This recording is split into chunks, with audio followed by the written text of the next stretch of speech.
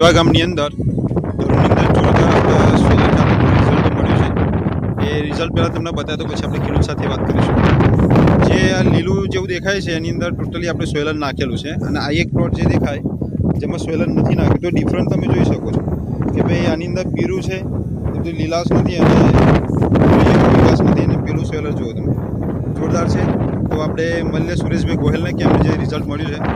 તો સુરેશભાઈ, આ જ્યારે આપણે સોયલર ખાતર નહોતું નાખ્યું ત્યારે આપણે તમારું દરું કેવું હતું? પીરું હતું, બરાબર. અને અત્યારે નાખ્યા પછી બરાબર. અને જે એક પ્લોટ છે એમાં આપણે સોયલર નથી નાખ્યું તે હજુ પીરું જ છે. તો દેવો જો મિત્રો તમે જોઈ શકો છો કે આટલું જબરજસ્ત રિઝલ્ટ આપણું સોયલર ખાતર આપે છે. 3 થી 4 ટોલી છાણા ખાતરની ગરજ સારા છે. શું કહેવું પ્રજ્ઞેશભાઈ તમારું?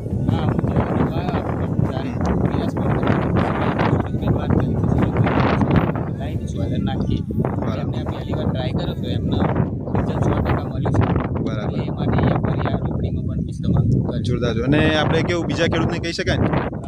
અને કેટલા વીઘા રોપવાની છે તમારે ડાંગર? બરાબર. તો બધામાં વાપરશો ને? બરાબર. ઓકે, જય સ્મિસ, જય માતાજી.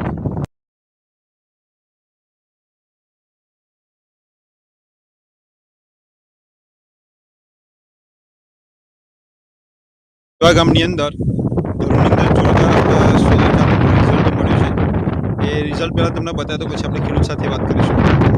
જે આ લીલું જેવું દેખાય છે એની અંદર ટોટલી આપણે સોયલર નાખેલું છે અને આ એક પ્લોટ જે દેખાય જેમાં સોયલર નથી નાખ્યું તો ડિફરન્ટ તમે જોઈ શકો છો કે ભાઈ આની અંદર પીરું છે બધું લીલાશ નથી અને વિકાસ નથી અને પેલું સોયલર જુઓ તમે જોરદાર છે. તો આપણે મળીએ સુરેશભાઈ ગોહેલને કે એમને જે રિઝલ્ટ મળ્યું છે. તો સુરેશભાઈ, આ જ્યારે આપણે સોયલર ખાતર નહોતું નાખ્યું ત્યારે આપણે તમારું દરું કેવું હતું? પીરું હતું, બરાબર. અને અત્યારે નાખ્યા પછી બરાબર. અને જે એક પ્લોટ છે એમાં આપણે સોયલર નથી નાખ્યું તે હજુ પીરું જ છે. તો દેવો જો મિત્રો તમે જોઈ શકો છો કે આટલું જબરજસ્ત રિઝલ્ટ આપણું સોયલર ખાતર આપે છે. 3 થી 4 ટોલી છાણા ખાતરની ગરજ સારા છે. શું કહેવું પ્રજ્ઞેશભાઈ તમારું?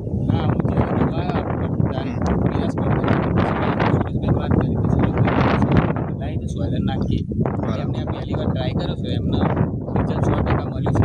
બરાબર. એ માટે